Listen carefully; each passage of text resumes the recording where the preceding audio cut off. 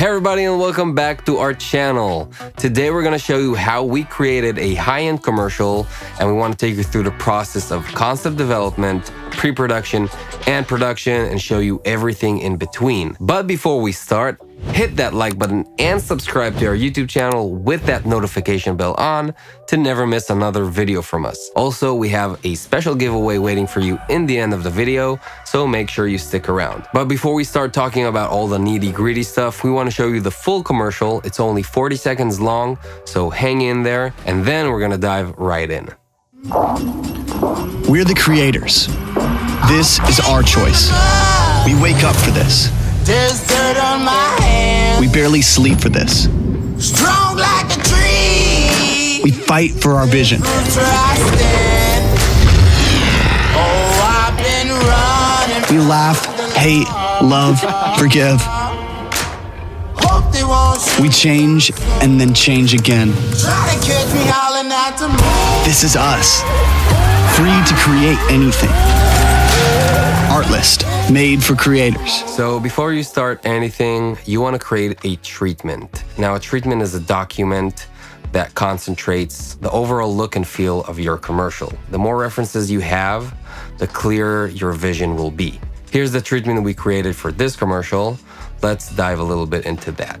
In the first slide, you already understand who's your audience and what's the basic idea for the commercial. The second slide is actually the locations and sets that we want to show in the commercial. In our case, we knew in the concept development stage that we wanted to work with Howling at the Moon soundtrack by Define Us.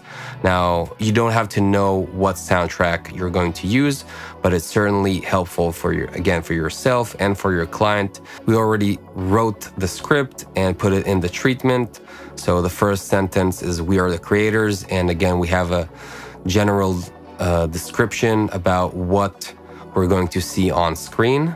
This specific commercial we did in collaboration with MSI. This is the gear that we're going to see in the location. It's their screen and their computer. So here we're starting to get more references about the look and feel and what we're going to see. We wake up for this. So we've shown a staff member rigging up a drift car and the set. Here is the scene where our editor is falling asleep. Again, we have that reference photo, this woman floating in the water to get a clear vision of what you're going to see on screen. So here, our initial concept was a big green screen studio, sort of a Hollywood set. In the end, we actually went with more of a Blade Runner look. So we decided to take the concept of the Hollywood set with the look and feel of this scene and combine the two together to get that final Blade Runner scene. Our bowling scene, sort of a guerrilla film crew. You have the poppy colors, the LED strips. Here it was pretty easy to visualize this specific scene. We change and change again. Our editor is changing different versions of the commercial she's editing. So this is the final slide with the script. This is us, free to create anything. So you have the drifting car right here, just to get, a better understanding of what's going to happen. And here's the slide for the cast. Again, this is not the final cast. This is just for the concept development, but it does give you the overall vibe of what we're gonna see in the final commercial. And for the final slide, you do have the animatic storyboard we've created. Now, you don't always have to do a 3D animatic. You can create just a sketched storyboard. For us, it was super helpful. You can see the similarities.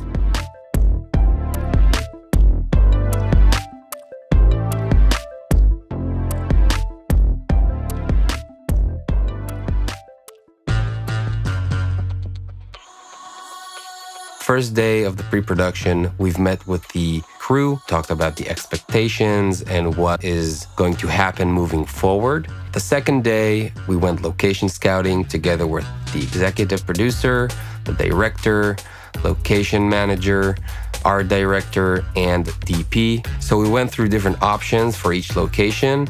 For the third day of pre-production, we went to visit all the location we've chose on the second day, but this time we were with our assistant director, the lighting chief, and the rest of the technical crew to get a better understanding of the logistics behind each scene and location. For the fourth day of pre-production, we met with the costume designer and with the cast for fittings and getting to know them better before filming.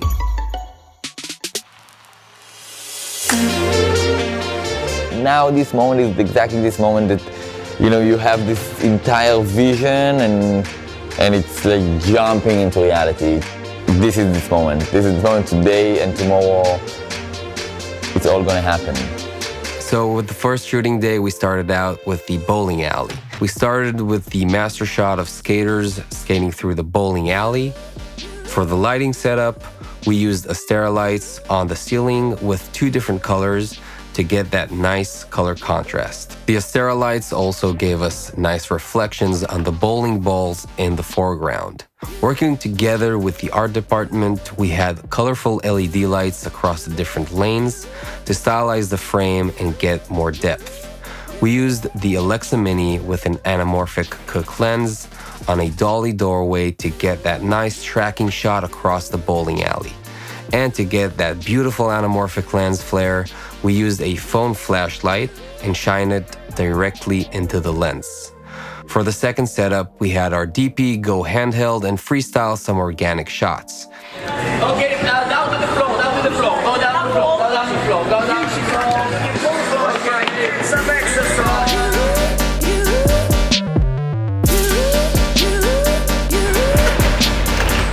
For the third setup, we went for that fashion power shot by pushing in with that dolly doorway.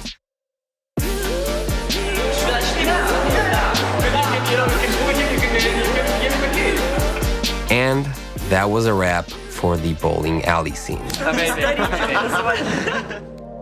So we just wrapped up our bowling scene and we came right here. We moved to this location, this countryside house. So we had the same location for these 2 different scenes in order to keep up with the tight schedule. For the lighting setup in the VFX artist scene, we had an Astera light combined with the MSI screen for the key light. And to stylize the shot, we used practical lights from the art department. To give more character to the VFX artist, we had a lot of different sci-fi inspired props. We also had tracking markers on the screen so we could replace it with whatever we needed in post-production. The camera was sitting on a Dana dolly to give a smooth dolly out movement. This scene was pretty complicated. We had to work with professional stuntmen so we could pull it off. While we were shooting the VFX artist scene, they were working with the actor and guiding him through the stunt. We also had some practical tricks done for post-production.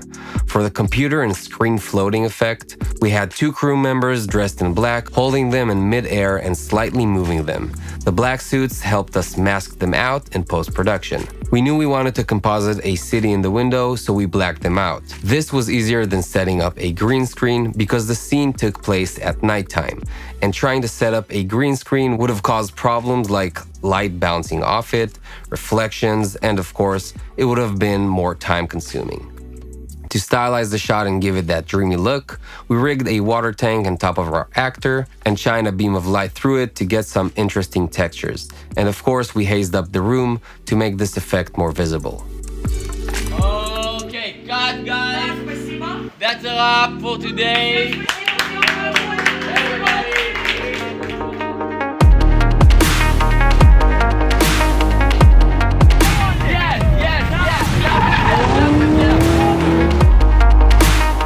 So this is our second day of shooting. Behind me you can see our base camp. We have around 50 to 60 people on our crew.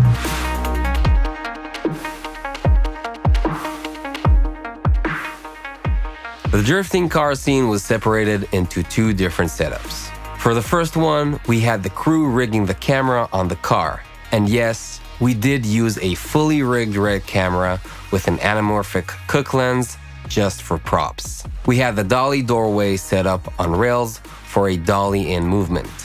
For the second setup, which was the car drifting, we had 3 angles. For the POV shot, we had the Blackmagic Pocket rigged on the car itself.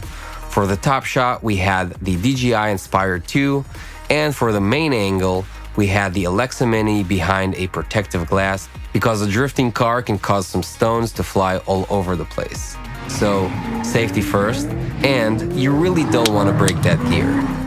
To add that extra style to the scene, we lit up some yellow smoke bombs. And of course, this stunt was done by a professional car drifter.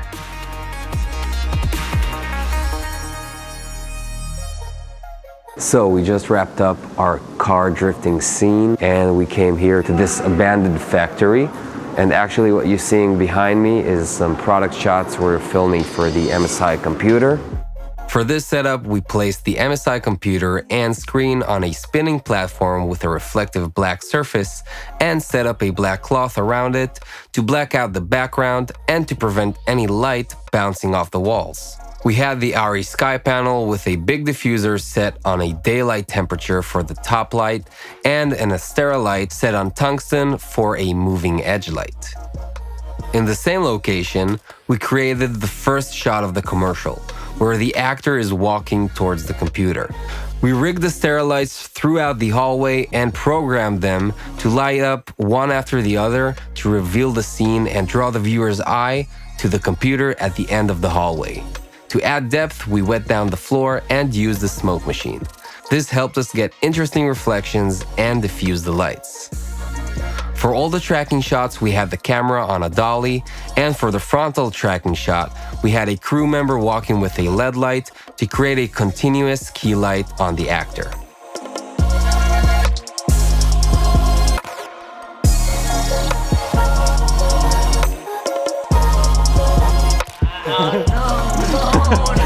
Don't kill my director. So we just finished our hallway scene and we came here. This is our final scene for this commercial. What we're gonna film here is our Hollywood set. For this scene, the art department and costume design played a big part. To help transform this location to a futuristic Tokyo scene, we brought in different neon signs, China balls, and one really weird horse statue. Our actor was dressed with a reflective black dress and had colorful sunglasses. To stylize the shot with reflections, we brought in a wet-down truck. It was so freaking cold, the water actually froze, and Yuval, our behind-the-scene cameraman, turned into a popsicle. The ice down. We had two setups for this scene. The first was the film crew getting the shot, and the other was the shot itself with the compositing process to connect to the VFX artist scene. We had different colored Astera lights spread around the location, and to add more depth, we had 2K Fresnel lights inside the building, shining through the window in the background. This was the final scene for the commercial, and wrapping up the shoot was extremely satisfying. Okay, guys, that's a wrap. Thank you. That's how we created a high-end commercial. We hope this video helped you out. If it did, slappity slap that like button and subscribe to our YouTube channel with that notification bell on to never miss another video from us. Now, let's talk about that giveaway.